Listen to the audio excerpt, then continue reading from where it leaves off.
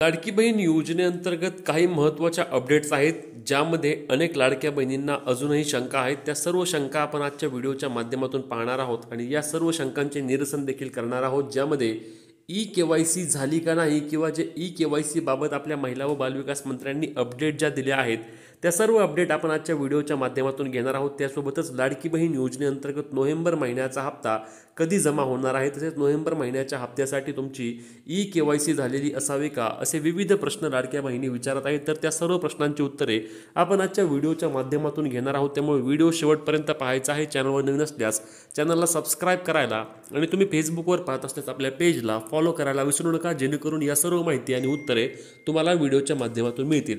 तर लाडक्या बहिणींनो, यामध्ये सर्वात महत्त्वाचा विषय म्हणजे की तुमची ई-के-वाय-सी झाली का नाही हे तुम्ही कसे तपासायचे. तर यासाठी तुम्हाला कोणताही मेसेज वगैरे काही येत नाही. अनेक लाडक्या बहिणींनी हा प्रश्न केला होता की आम्हाला ई-के-वाय-सी झाली परंतु कोणत्याही प्रकारचा मेसेज आला नाही आम्हाला.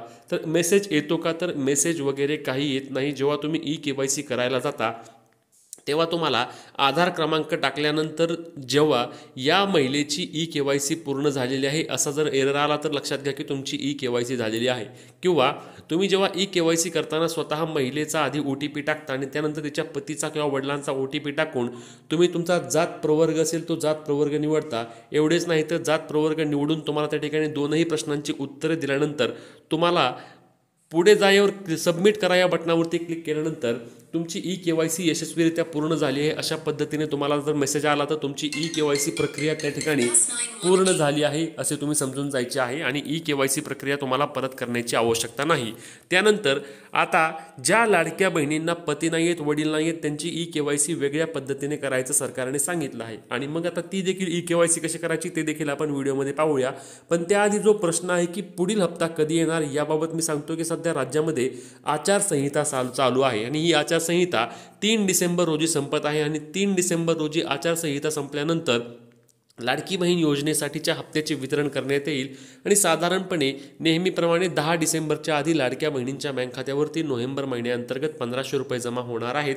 आता त्या संदर्भात जो प्रश्न आहे महत्त्वाचा कोणता प्रश्न असणार आहे, तर तो प्रश्न आहे की जर आमची ई-के-वाय-सी प्रक्रिया पूर्ण झाली नाही तर आम्हाला नोव्हेंबर महिन्याचा हप्ता मिळणार आहे का. तर लाडक्या बहिणींनो, तुमची ई-के-वाय-सी झालेली असेल किंवा नसेल तरी देखील तुम्हाला डिसेंबर महिन्याचे 1500 रुपये जमा होणार आहेत. तुमच्या आधार कार्डशी लिंक असलेल्या बँक खात्यावरती नेहमीप्रमाणे हे 1500 रुपये येतील. आणि आता दुसरा महत्त्वाचा एक मुद्दा होता तो म्हणजे की जर आमची लाडकी बहीण योजनेअंतर्गत पती नाही आहेत, वडील नाही आहेत, आमची ई-के-वाय-सी नक्की आम्ही कशी करू, एक सविस्तर आम्हाला माहिती द्या. तर लक्षात घ्या लाडक्या बहिणींनो, तुम्हाला पती नाही आहेत, वडील नाही आहेत, तर तुम्हाला काय प्रोसेस करायची आहे, तर तुम्हाला त्या ठिकाणी तुमची स्वतःची ई-के-वाय-सी करून घ्यायची आहे. स्वतःची ई-के-वाय-सी करायची म्हणजे काय की लाडक्या बहिणीने त्या ठिकाणी स्वतःचा आधार क्रमांक टाकायचा आहे. स्वतःचा आधार क्रमांक टाकल्यानंतर त्या ठिकाणी तुम्हाला तुमच्या आधार कार्डशी लिंक असलेल्या नंबरवरती एक OTP येणार आहे आणि तो OTP तुम्हाला त्या ठिकाणी टाकावा लागतो.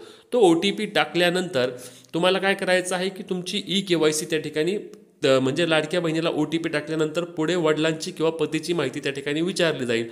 तर तुम्हाला वडिलांच्या किंवा पतीच्या माहितीच्या ठिकाणी तुम्हाला काहीच करायचं नाही. त्या ठिकाणी तो पूर्ण तुम्हाला रिक्त ठेवायचा आहे, म्हणजे तुम्हाला त्या ठिकाणी काहीच भरायचं नाही. आणि त्या ठिकाणी तुम्हाला काय करायचं तर तुमचं पतीचं किंवा वडिलांचा मृत्यू झाला असल्यास तुम्हाला त्या ठिकाणी मृत्यूचा दाखला किंवा तुमच्या पतीच्या किंवा तुमच्या स्वतःचा घटस्फोट झाला असल्यास घटस्फोटाचा दाखला घेऊन तुम्हाला तुमच्या अंगणवाडी सेविकांकडे येत्या 8 दिवसांनंतर जावे लागणार आहे. अंगणवाडीकडे अजून या संदर्भातील GR आला नाही, परंतु येत्या 7 ते 8 दिवसांमध्ये अंगणवाडी सेविकांकडे याबाबतचा GR येणार आहे आणि त्यानंतर अंगणवाडी सेविका तुमचे डॉक्युमेंट घेतील आणि ते डॉक्युमेंट पुढे पाठवतील आणि पुढे तुमच्या जिल्ह्याच्या महिला व बालविकास प्रकल्प अधिकाऱ्यांकडे हे डॉक्युमेंट जाणार आहेत. त्या ठिकाणी तुमच्या डॉक्युमेंटचे ते व्हेरिफिकेशन करतील आणि तुमचे डॉक्युमेंट्स योग्य असल्यानंतर तुम्हाला लाडकी बहीण योजनेची ई-के-वाय-सी तुमची पूर्ण करून घेतली जाईल आणि तुमच्या बँक खात्यावरती लाडकी बहीण योजनेचा लाभ अशाच पद्धतीने कायम सुरू राहणार आहे. अशी तुमची ई-के-वाय-सी प्रक्रिया आणि ही पूर्ण झाल्यानंतर तुम्हाला योजनेचे पैसे कायमस्वरूपी सुरू राहणार आहेत. आता लाडकी बहीण योजनेच्या ई-के-वाय-सी बाबत तुमचे इतरही कोणते प्रश्न असल्यास आम्हाला नक्की कमेंटच्या माध्यमातून विचारायला विसरू नका. तसेच ही महत्त्वाची व्हिडिओ जास्तीत जास्त लाडक्या बहिणींपर्यंत शेअर करा, फॉलो आणि सबस्क्राईब देखील नक्की करा.